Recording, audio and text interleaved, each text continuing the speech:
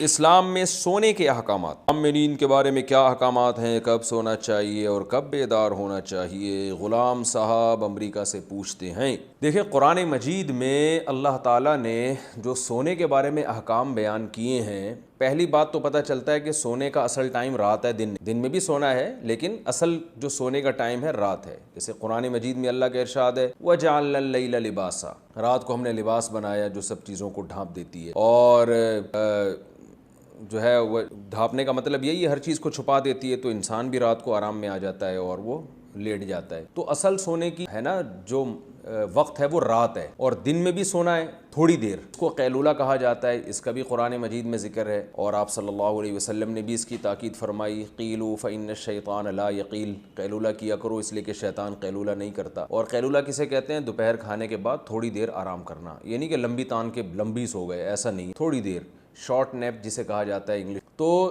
دوپہر کو تھوڑی دیر آرام کرنا یہ بھی حدیث سے ثابت ہے، اور رات کو سونا قرآن و سنت سے ویسے ہی ثابت ہے، آپ صلی اللہ علیہ وسلم کا معمول بھی تھا۔ البتہ لمبی تان کے جو سونا ہے یہ قرآن و سنت کے خلاف ہے، جیسے کہ آج کل ہم سوتے ہیں، سو رہے ہیں تو پولیس آتی ہے اٹھانے کے لیے۔ اس کی دلیل بھی قرآن مجید میں کانوا قلیلا من اللیل ما یہجعون، فرمایا راتوں کو بہت تھوڑا سویا کرتے تھے، دن میں تو ویسے ہی تھوڑا سونا ہے، تو رات کو بھی اتنا نہیں جتنا پبلک سو رہی ہے، اس کی نسبت تھوڑا۔ تو صحابہ کرام کی اگر ہم نیند دیکھتے ہیں، صحابہ تابعین کی، تو وہ نیند بہت تھوڑی ہوتی تھی۔ یہ جو آج کل مشہور ہو گیا نا 8 گھنٹے سونا صحت کے لیے ضروری ہے، یہ بالکل غلط ہے۔ اس کا کوئی معیار متعین نہیں ہے کہ کتنی دیر سونا صحت کے لیے ضروری ہے۔ شریعت نے ہمیں، پہلے میں شریعت کے حکام اس بارے میں بتا دوں، پھر اس پہ انشاءاللہ جدید تحقیق کو بھی میں پیش کروں گا آپ کے سامنے۔ تو پہلی بات کیا ہوئی؟ دن میں بھی تھوڑی دیر آرام کرنا ہے ہم نے، اور سونا جو زیادہ یعنی جو پراپر سونا ہوگا وہ رات میں ہوگا، وہ دن میں نہیں ہوگا۔ ایک بات یہ پتہ چلی۔ دوسری بات ہمیں یہ پتہ چلی کہ قرآن کہتا ہے تھوڑا سوتے ہیں، جتنا پبلک سو رہی ہے نا یہ بہت زیادہ سو رہی ہے، اتنا زیادہ نہیں سونا۔ یہ دوسری ہمیں ہدایت قرآن سے پتہ چلی، قرآن و سنت سے۔ تیسری ہدایت ہمیں یہ پتہ چلی ہے کہ جلدی سونا ہے رات کو۔ رسول اللہ صلی اللہ علیہ وسلم نے عشاء کے بعد نہ سونے کو اور گپیں مارنا، اور جیسے ہم لوگ کر رہے ہوتے ہیں آج کل، تو اس عمل کو بھی ناپسندیدہ قرار دیا ہے۔ عشاء کے بعد آپ صلی اللہ علیہ وسلم سو جایا کرتے تھے، جلدی سونے کا معمول تھا۔ تو یہ 3 چیزیں آپ اگر جمع کر لیں اپنی زندگی میں، تو اسلامی تعلیمات جو سونے کے بارے میں ہیں اس پر بھی عمل ہو جائے گا، اور صحت بہت ٹائٹ ہو جائے گی انشاءاللہ۔ تو یہ جو ہے نا کہ کم سونا، یہ جب ہی ممکن ہے کہ جب آپ سونے کی اس ٹائمنگ کو فالو کریں جو قرآن و سنت نے ہمیں بتائی ہے۔ اچھا، اس میں ایک بات یہ بھی ہے کہ آپ صلی اللہ علیہ وسلم عشاء کے فوراً بعد سو جایا کرتے تھے، پھر بہت جلدی رات کو اٹھ جایا کرتے تھے، پھر بہت لمبی لمبی تہجد پڑھا کرتے تھے۔ تو پھر فجر کی نماز سے، فرض نماز سے تھوڑی دیر پہلے آپ تھوڑی دیر آرام کیا کرتے تھے، بہت مختصر سی نیند ہوا کرتی تھی وہ فجر کی سنتوں کے بعد، یعنی ساری رات تہجد پڑھی آپ صلی اللہ علیہ وسلم نے، پھر صبح صادق ہوئی تو 2 رکعت سنت پڑھی، سنت جو موقدہ ہیں فجر کی، اس کے بعد تھوڑی دیر آپ آرام کرتے تھے سنت اور فرض کے درمیان میں، بہت مختصر سا لیٹ جایا کرتے تھے تھوڑی دیر۔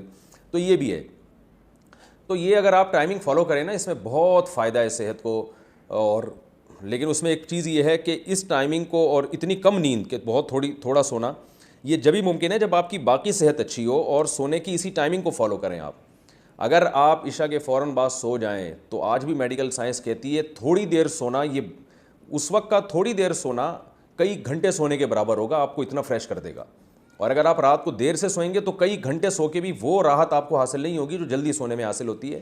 اس لیے کہ میڈیکل سائنس کہتی ہے، جو ہم نے ڈاکٹروں سے سنا ہے، کہ ایک دماغ میں ایک کیمیکل نکلنا شروع ہو جاتا ہے رات کے وقت میں، اور وہ ہمیں سلانے کی طرف لے کے جاتا ہے۔ اگر ہم وہ نہیں سوتے تو اس کا پھر نقصان یہ ہوتا ہے کہ بعد میں بہت زیادہ بھی سو کے وہ فریشنس ہمیں حاصل نہیں ہوتی۔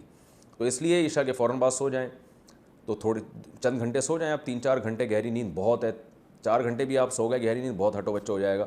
اس کے بعد پھر آپ فجر کی سنتیں پڑھ لیں، اور سنتوں اور فرض کے درمیان جو وقفہ اس میں تھوڑی دیر آرام کر لیں۔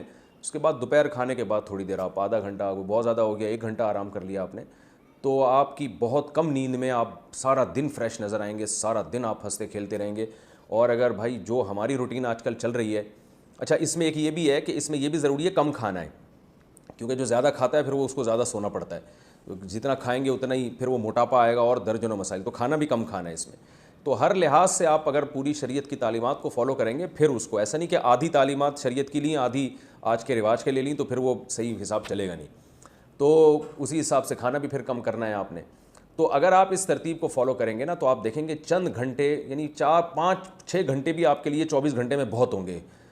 تو آپ ان لوگوں سے زیادہ اچھا کام کر سکیں گے جو 8 8 9 9 گھنٹے سو رہے ہیں پھر بھی وہ فریش نہیں ہوتے, اور آپ 5 6 گھنٹے کی نیند میں بہت زیادہ فریش ہو جائیں گے اگر آپ اس ترتیب سے سوئیں آپ.